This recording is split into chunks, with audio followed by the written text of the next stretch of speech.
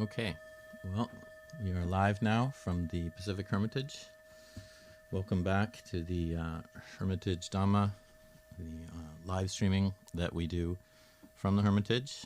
I am Ajahn Cunda, and right next to me is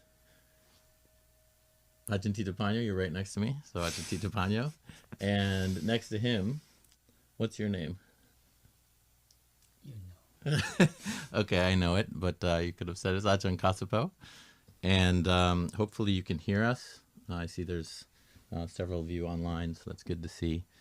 And please let us know if the volume is not high enough. I'll try to move it up, especially for Ajahn Thitapannyo and even more so Ajahn Kassapo, who's they're not as loud. So, yeah, it's nice to be back. We've had 2 months, almost 2 months here, and we are, we're just kind of enjoying very much the quiet of the Hermitage. We're using this time as our winter retreat and really enjoying spending such time in solitude and quiet. Each of us, as many of you know who've been to the Hermitage or know about the Hermitage, we have 3 kutis here. Kutis are small huts that we have. And so there's one close to where we're actually doing this live stream, our little studio here, which is also our library, computer room. And there's a hut about 20, 30 feet from the main house here. And then Ajahn, and that's where Ajahn Kassapo's living, and then Ajahn Thitapannyo and I live a little bit more secluded in the woods.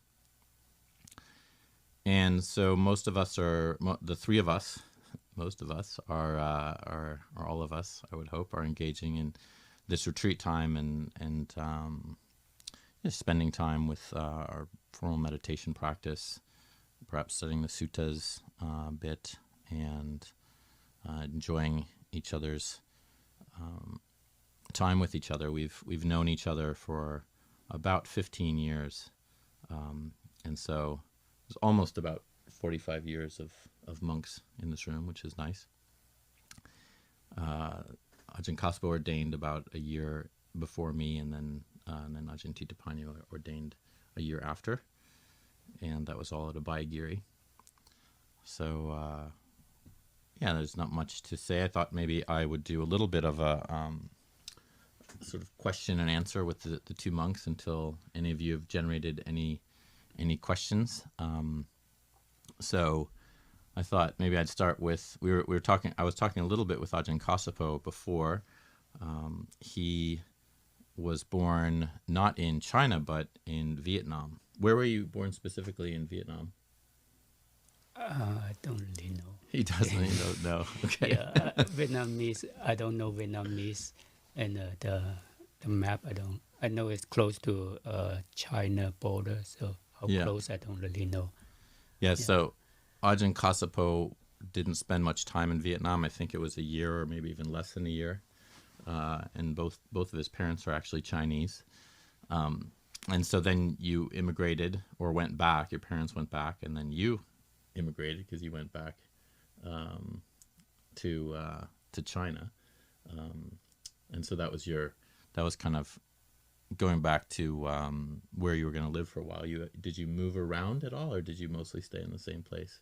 Yeah, about 20 years in the same place. 20 years in the same place. And that was Guangdong province. Mm-hmm. We're talking about that outside of Guangzhou. For those of you who don't know those 2 names, Guangdong province is the province right next to Hong Kong. And Hong Kong is an island separate from that. And Guangzhou is the main city opposite Hong Kong. And it's a huge city, actually. It's sort of the sister city to Hong Kong. And so you were outside, you said about 50 miles. Is that right? Uh-huh. We were talking about the fact that in China, I think the colloquial term for the language Ajahn Kassapo spoke was Cantonese, and still speaks Cantonese. But in China, there's local dialects. So being about 50 miles outside of Guangzhou, he would have had a local dialect that he spoke. Anyway, you came to the U.S. When was that? When was the... 1990. 1998. 1998. So you were how old at that point? You were 18? 21. You're 21. Okay, wow. Okay. 21 years old. Was that a tough adjustment for you? No. No. No, it wasn't. Okay. Yeah. It was I already grew up. you had already grown up. Okay. Well, yeah, new country. Well, that's interesting. So 21. And then what some of you may not know is what was your profession? What was the profession you got into? I don't have any first. So I came to US. I went to school, like job training school. Yeah. So I choose a mechanic.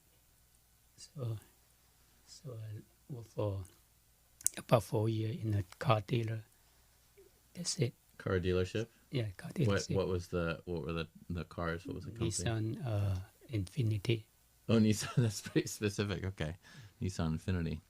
Oh, we should have gotten one of those at the monastery then. Then we could had very easy mechanic lessons and easy repairs. But Ajahn Kassapo at Abhayagiri is very instrumental in terms of how much work he does with taking care of mechanical things and building things. So he seems to often have something in his hands that he's making or building or doing. And and he teaches some of the other monks and monastics at Abhayagiri as well. So then we have Ajahn Thitapannyo. Just a little bit of background with you. You were telling me that you were born in Maryland? I was born in Washington, D.C. Born in Washington, D.C. Grew up okay. much of my childhood in Maryland. And then you spent a couple of years in 5 years in Japan and 4 years in Germany. and those were when you were quite young. 5 years in Japan was when I was very young. First beginning years, and then Germany was roughly middle school. Okay. So in high school, you were in Maryland. Okay. Mostly. Yeah. And where did you go to college? University of North Carolina, Chapel Hill. Perhaps best known for its basketball team, which I did not play on. I would have been surprised if you had said that, but people are full of surprises. What did you study there? Environmental studies. So, so that's the reason why you would. I think I remember now why you told me you wanted to put the ashes in a particular place in the monastery rather than in the river. So, anyway. So yeah, so the two of you came to Abhayagiri within a couple of years of each other. Ajahn Kassapo, how did you learn about Buddhism first? Was it in China? No, in America. In America, okay. Yes. All right. And where was that? Like, how did you learn about it? What was your? In where I came to first, I lived in Los Angeles area. Mm-hmm. So around there, I have a lot of temple, Chinese and others. So I went to one is a Chinese temple, and they have a quite big library. So I went get some book, and then also have one of the temple I went to is the monk he's from Sri Lanka, but he's wearing a Mahayana robe. So, but he's just teaching Dhamma. So, and in the temple, I met a group people study and practicing there, and so I just practicing with them and study with them, and then from them I know about theravada and know about what metta and then Abhayagiri. So I just come up to Abhayagiri. Was that Ying and Asayo's group? They was Ying was. We know each other, but I don't think that time Ying in the group. But I know from the group. So Ying and Asayo are supporters at Abhayagiri. They've been attending for a long time and eventually moved to Santa Rosa, but they were with Ajahn Kassapo before he became a monk. when you were in Los Angeles. So then, did you? I think you told me you didn't visit Wat Metta. Is that right? Or you did? You did have a visit. I did for like a week, before. or Yeah, maybe a week. I don't remember. okay. But you decided to come and start visiting Abhayagiri. Yeah. Oh, very good. Good. And so I kind of remember when you were in Anagarika, I was there. We were Anagarikas together for a very short period, right? Because after the winter retreat in 2006, then you were an Anagarika, I became an Anagarika, and then you became a Samanera 3 months later, right? In July? I think July. Yeah, okay. So we were actually Anagarikas together. We wore our whites. I remember that time fondly. And we would be in the kitchen occasionally cooking together. I was the kitchen manager. Ajahn Kassapo used to make a lot of desserts as directed by Jay. I don't remember. Jay would handle the rest of the meal. Anyway, so that's a little bit of history for you. And Ajahn Thitapannyo, how did you... Wasn't Bhante G a bit... You were involved with Bhante G? Is that how you... Or did you first start learning in college about Buddhist practice? Well, I got into meditation in college and started going on retreats. Went on a spring break trip through a really good student group, and then we went to spring break trip to Insight Meditation Society in Barre, Massachusetts, and sort of got me hooked on meditation. And then, in brief, after college, looking for something to do, I ended up at the Bhavana Society in West Virginia, which headed up by Bhante Gunaratana, and I was worked out quite fortunately and spent a little over a year there as a long-term volunteer. Oh, okay. Okay, yeah, now I'm remembering that. And then how soon was it that you, like, how long was the gap between Abhayagiri and your year there? I pretty much went, I think I just spent some time at my parents' house and then went to Abhayagiri. So it was more or less straight to Abhayagiri. More or less straight to Abhayagiri. It was supposed to be part of Abhayagiri was the first stop on a planned tour of various monasteries, including like Birkin, Wat Metta, Wat Panachhat in Thailand, but I just stopped at Abhayagiri. All right, so, wow. Good for you. Good call. Yeah. Very good call. Not that any other place is not a good place to ordain, but happy to have you at Abhayagiri. Yeah. Okay, it's your turn to answer your own question. They already know me. They've, I think a lot of the people here they know me quite well. So, but Ajahn Kassapo, one thing to say right now is that Ajahn Kassapo was here for 2 years, 1 year each for 2 separate times. And so he knows the Hermitage quite well, and especially the community that lives in the gorge in White Salmon, and Ajahn Thitapannyo, let's tell everyone, what were the years you were here again? I was here 2012 and 13, and then the second time 2018 and 19. So maybe mid 2012 to mid 2013, and then the second time the same. Oh, okay, all right. I'm sorry. So that was like a 4-year gap between the two.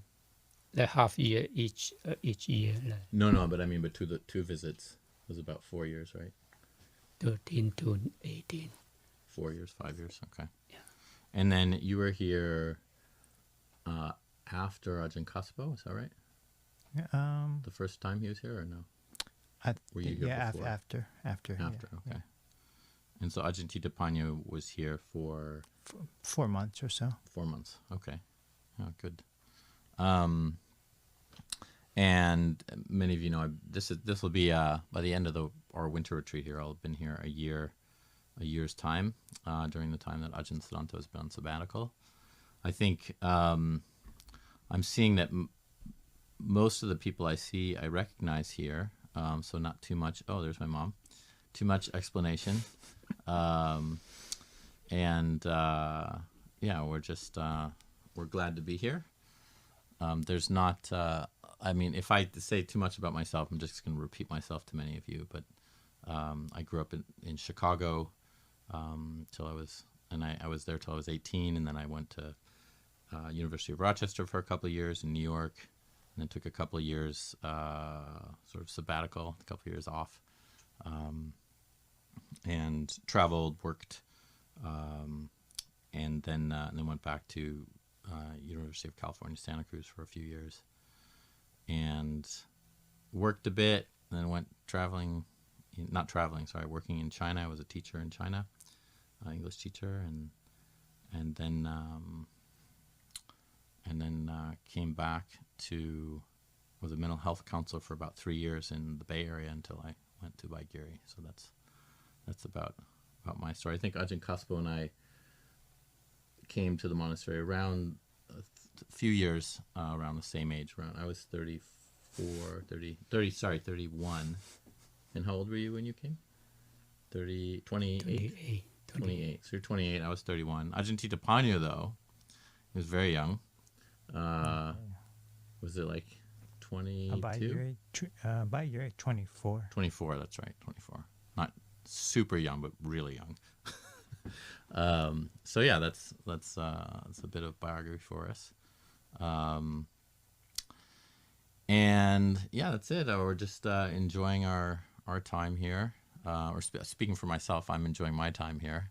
And I think one of the things that I can gain from the monks, one of the big parts of our practice is going on alms round here daily, which we don't have a chance to do in any other place really, but Thailand, or if we're on Tudong.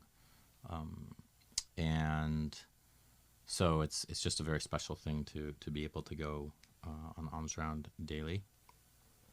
Do you is that a bit of a difference for the two of you? Do you particularly enjoy that change by Giri Ajahn Kassapo? Well, we have to eat. Yeah, So we have to eat. Ajahn Thitapannyo? Yeah, I really appreciate the alms round format. And like going on alms round each day. Yeah, it feels very nice. Yeah. It's It's quite a special thing. Yeah. In Ajahn Kassapo, you've done it here for 2 years. So you're like an old hack at it. You're kind of, you know what you're doing quite a bit in terms of, the people. You have a longer history, very long history here.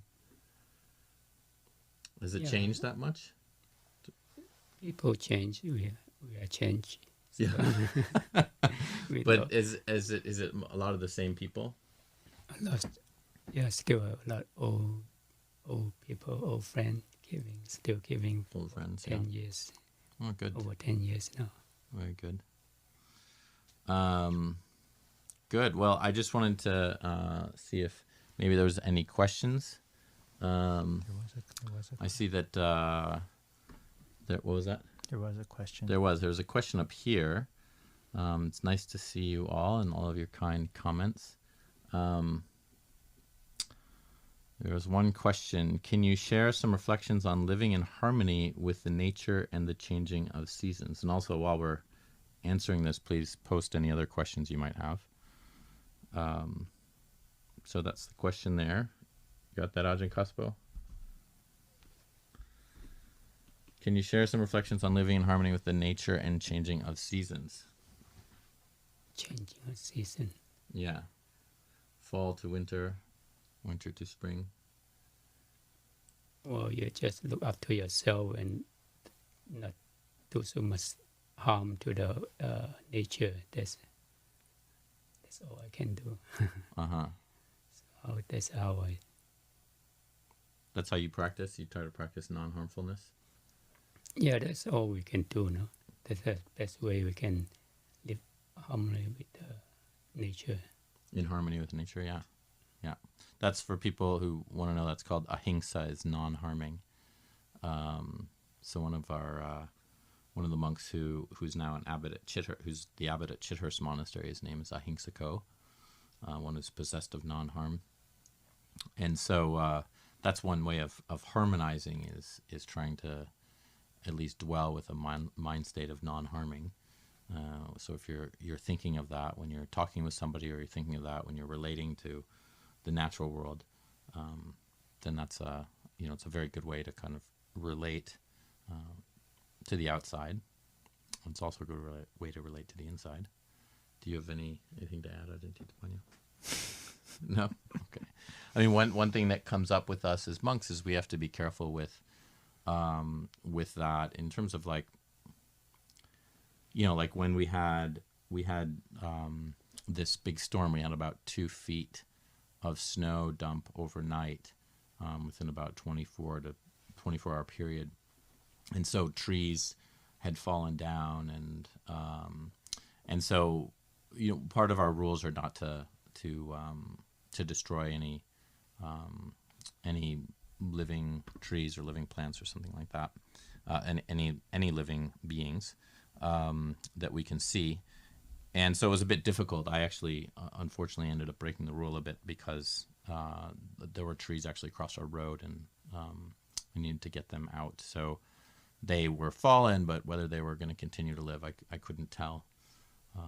But anyway, so there are ways that we try to harmonize as best we can without causing harm. So that would be in a situation where like it's not an emergency like that, or there isn't a problem, then it could be just waiting for somebody to help, or possibly like if you're going to build something somewhere, you have time. You don't have to just get a job done like that. This doesn't mean that, for example, if we build a hut or something, that a tree can't be cut down in order to make room for that hut. But it's just that we're not allowed to engage in that. Dead trees are fine, but not something living. So we have to kind of try to put a space in between our kind of needs to get what we want, and trying to harmonize in nature would be a sense of like, oh well, do I have to do that thing right now? Do I have to take care of that? Can I get some help from somebody else? So that's one of the ways that we do that, especially with relating to beings that aren't plants, living animals, and that's that's just something that we have to be careful with.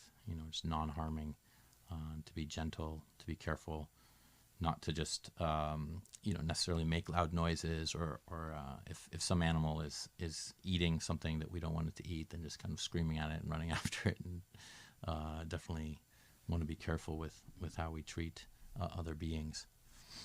So that's one of the ways that we try to harmonize. I'm not sure about the changing of seasons. Do you have anything to add about how the seasons change? It's nature, no? We have to adapt to the nature. Yeah. We do our best not to damage the nature, and then we have to also to face the nature right now is like this. So you have to be patient with it. Mm. Do you have anything about the seasons? Adapting to the seasons? No. Cold? How do you adapt to the cold? Whatever it is, I don't know. I think it's easy to grumble externally or internally and natural enough about it, but I don't know. It's good to see the dukkha of it and just be accepting of if it's hot, it's hot, it's cold, and try not to suffer needlessly about it.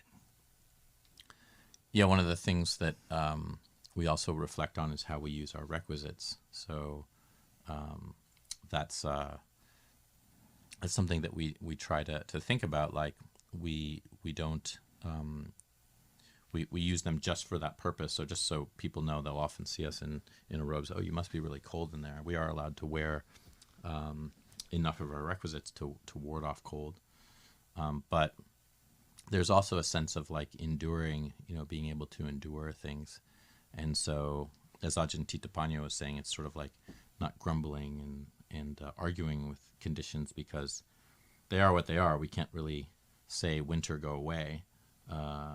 We do for the three of us, and we live in a place that's quite comfortable. So we're very fortunate in that way, and that's given to us by the lay people who support us, and so we're quite comfortable and even privileged to have that those offerings. But there's also a sense of kind of how much can we push ourselves. Sometimes that's something that monks will generally ask themselves in terms of what can I deal with, how much can I endure, so that I can see what I'm able to actually how I'm able to be with conditions when they're difficult, so that I'm not trying to always get what I want and get what I always move towards my own desire in terms of like how I want things to be, and how I want them to be sensually pleasing, comfortable for me. Because if I don't ever test that, then I don't know how to actually live with discomfort, and to see that often things are not a problem. And that's where we get into trouble, I think, is that we think things are a problem, but they're really not. They're just that we're not accustomed to living in particular ways, or pushing ourselves a little bit. But that brings us to another question here, which is about balance.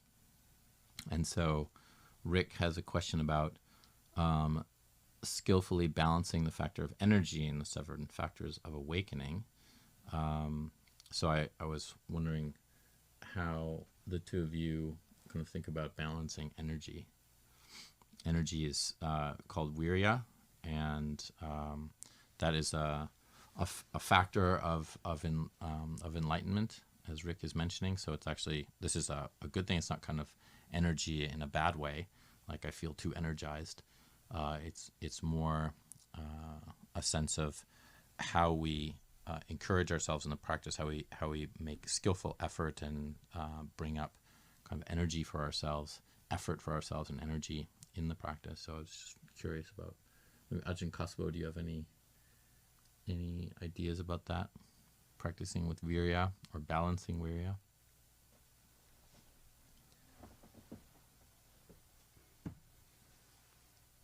Your energy, we all need energy to be alive. Like if you without energy, you look like you are not.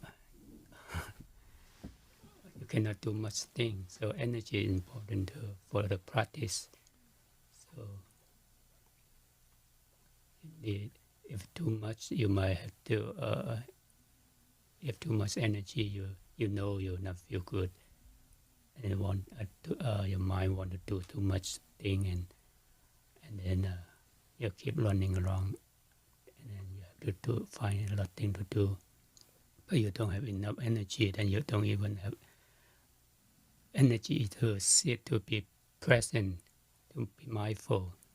Then there is also a trouble. So enough to be mindful of your situation here, and then be mindful. Balance. Very good. Do you have anything to add? I say like to try and motivate and energize. It's helpful from a place, or I find helpful do it from a place of wishing myself and or others well, and also to keep in mind when trying to energize oneself to balance it with relaxation, and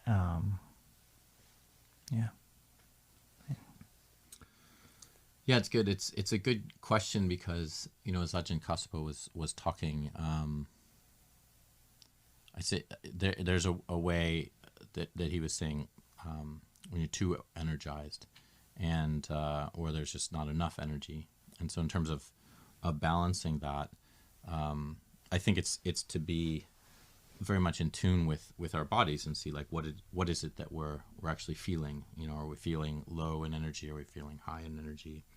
And so if the mind is jumping around a lot and moving around a lot, or you want to have distraction, go do some things in order not to meditate. That's a good way to kind of focus on also something that Ajahn Thitapannyo was saying with just kind of relaxing that, trying to mellow that tendency. So in our practice, the Buddha talks about, he uses the words calming the bodily formation. And so in our practice, we do use our bodies. We look at our bodies. We examine our bodies, the experience of being within a body, and we use that as a calming factor. And that is a way that we're able to kind of point to our experience and look at the kind of examine it, look at it, and see like what's needed here, And so in that way, we do need to kind of figure out ways that like we can energize ourselves. So when we're tired or lethargic, then there's different things, that you do in order to get yourself energized. One is moving the body. So sometimes it's not always appropriate to sit. Another is you're looking at a bright object, like a candle or a light or something like that. Another is to actually use discursive thought, skillful thinking. Think about like what is the meanings that the Buddha has in particular teachings, or to recite some suttas or do some chanting in your head or whatever it might be. The Buddha also recommends like pulling on your ears or looking at the stars, splashing some water in your face, all of these things. So that's balancing lethargy. And I often encourage people, and try to encourage myself, that if I'm really tired, then sitting meditation just isn't always the appropriate thing to do.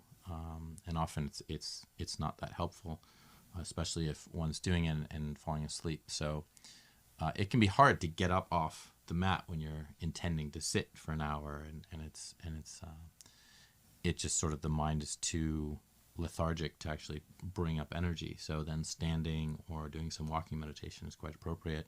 Also just turning the lights up, opening one's eyes, those are very important. So those are balancing efforts in terms of energy. And when there's too much, as I was mentioning, using the body for calm, this is how the Buddha often recommends anapanasati, mindfulness of breathing.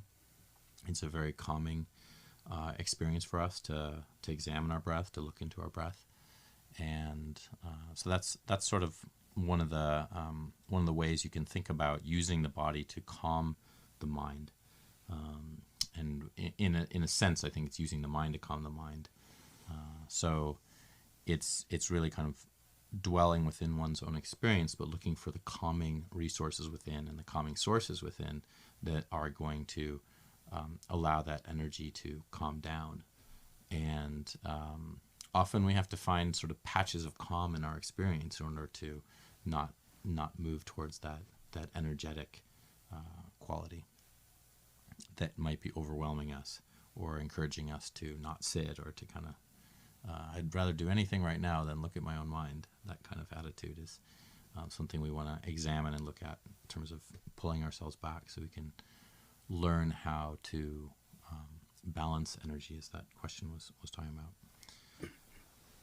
So there's not, let's see if there's not too many other questions. There's, what is the purpose of practicing mindfulness by Buddhist monks and lay people? So anybody want to take a stab at that? Why practice mindfulness? Mindfulness is the path to the deathless. Okay, yeah, that's right. That's a saying that the Buddha said. Mindfulness is the path to the deathless. And what does that mean? So if you're mindful, you know you suffer, then you will be less, at least you don't follow your dukkha around, and then you can stop it if you can. So you need to find a way to stop the suffering and then the cause. So that's mindfulness. If you don't, without not mindful, then you suffer. You just follow the endlessly cause. So that's what I think. Important. You have anything to add about mindfulness? Practicing mindfulness? No, well said. How's it helped you in your practice, like learning about mindfulness and from kind of your beginning days and maybe before you even knew the word you? No, me. Am I right? Thitapannyo. Yeah, no, it's appreciate the learning about the different mental states, and like learning like, oh, anger is when you know is feeling angry. It's like, oh, okay, you're mindful, oh, this is anger, and then you know not to act from that place. And yeah, I don't know, I really appreciate it. It's not something you learn in school. Yeah.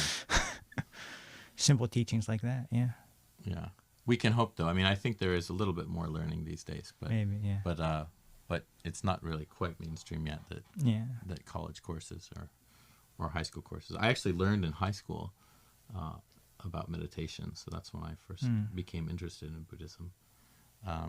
But I don't think the word mindfulness was being used in my high school course. Mostly we were just like, we would have meditate once a week on Fridays in the class, but we did it lying down and there were pillows. So it wasn't a very good, I think most of us just fell asleep. Yeah, this is a basic sense of our, of what the Buddhist teaching is in terms of sati and sati, mindfulness, and sampajanya, clear awareness, clear knowing. Those are often paired together, and mindfulness is often spoken about. It's just a very common word now. It's in the vernacular, in the language. But I think it's one of the things that people are taught is that mindfulness is very good for experiencing, like taking stress out of your life, and that's true. But of course, as many of you know, we also need to practice the Noble Eightfold Path. It's not just the Noble Onefold Path. So unfortunately, mindfulness has kind of gotten the spotlight, and all the other factors, or the path factors have been,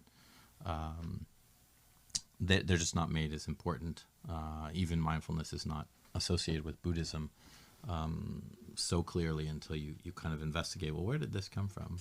Where is this practice from?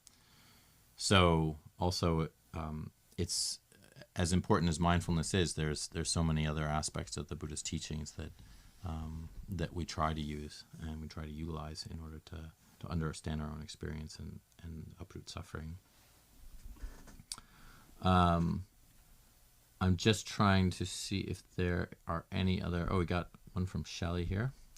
How do we not get attached to Dhamma teachers, or is it okay? So yeah, how do we not get attached to Dhamma teachers? Do any of you want to take a stab at that? You learn from your teacher, and then you have to let it go. If not, you will suffer. No.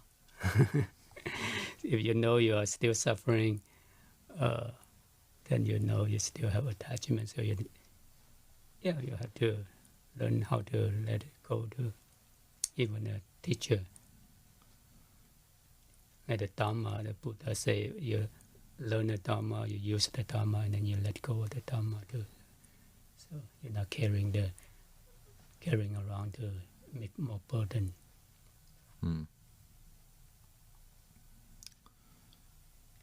Ajahn Thitapannyo? In brief, we're going to attach to something. So if it's somebody worthy of respect, a good teacher with integrity, it's not too relative. It could be a good attachment, but also in terms of working with it, it's also good to notice if it's excessive or unskillful. Just seeing the suffering of it will help us let go of it. Yeah, I mean, as you said, it's not always. I think in terms of being attached to a teacher, there's sort of wholesome attachments and unwholesome attachments. So, like, if I would think, if you were, is it better to be attached to like drug use, or is it better to be attached to like habits of wanting to harm others, or whatever our unskillful things are that we're attached to? Surely attachment to a Dhamma teacher is pretty low on the problems that we might encounter in our life. So certain attachments are okay, and as both venerables were saying, there's sort of like you can kind of, I think, have that attachment, and in a way, it's good to be attached to teachers, just like you might be attached to certain meditative states or something like that. You have some pleasant experiences, and you get attached to those, but eventually you do need to let go. As Ajahn Kassapo was saying, it's sort of like we're building a raft, and but there's a purpose behind using that raft, and eventually when we're not in water anymore, and when we've gotten to the other shore, then we don't need that raft anymore. And so I would say that it's difficult, I think, to start from a place of non-attachment with somebody who's trying to teach you how to be not attached, because how do you get there without at first being attached? So it's something, I think, maybe that one overcomes later in the practice. Or that being said, if it becomes something that is too much, too burdensome for oneself, there's too much suffering, then yeah, there does need to be some work on that. So for someone who's like constantly concerned about their teacher, or concerned about what they think of them, or what's going to happen to my teacher, are they going to move away, are they going to die, is something wrong? If these are constant fears and worries, then that's just, again, we get back into balancing. There has to be a balancing here. So then in that case, then an attachment would need to be worked on. You have to it'd be good to examine that and explore that if it's too prominent in one's mind, or too much of a encumbrance. So that's kind of the time. I think it's to explore that is like, well, what are we talking here? Are we talking that it's something that's just like overwhelming for the mind, or it's just something that's kind of there in the background one notices? So we use our investigative skills and our skills of letting go as we can. We do what we're able to do, and we also are applying the skills of figuring out like what and when is it best to do that, or how do we do that? When is it appropriate to let go in certain situations? So that's one of the things we try to figure out. And I'm seeing that it's about almost 7:15 now. So and it doesn't look like there's too many other questions. So it's been really nice to be on the live stream again, and nice to see so many people participating. And hopefully some of you can continue to participate. There's one more question I guess we will answer as our last question. And that's a friend from Seattle. So we'll look at that last one, and then we'll go off the air after that. But it's been really nice to be with all of you. So, friend from Seattle wrote, how can one try to learn more about Buddhist teachings when a Buddhist Sangha or practice is not close by? Is it appropriate to do one's best by reading, building a practice of daily meditation, or is it essential to try to attach oneself either for a temporary time or more long-term to a Sangha?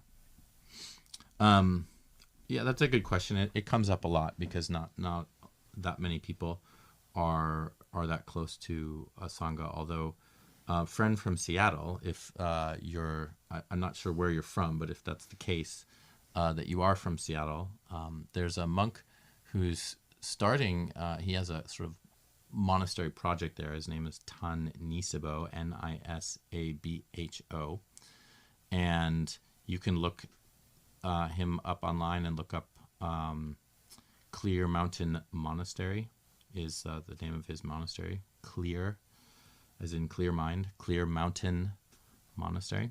And so if you are a friend from Seattle, then you might be able to find a Sangha there. But if you're not, and you are indeed far away, I mean, I think there's a fair amount of Buddhist practitioners in Seattle.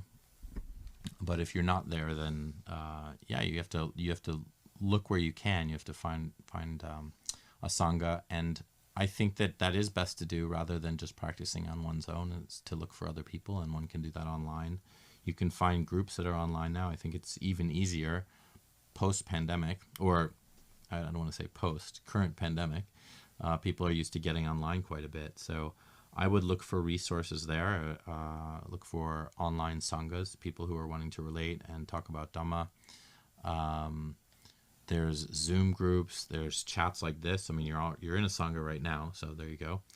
And I would just, if there's truly no other people, physical people that you can be around, then or that are close to you, then try to I think try to reach out and find some of these groups. There's so many right now, but you'll have to do your research to find them.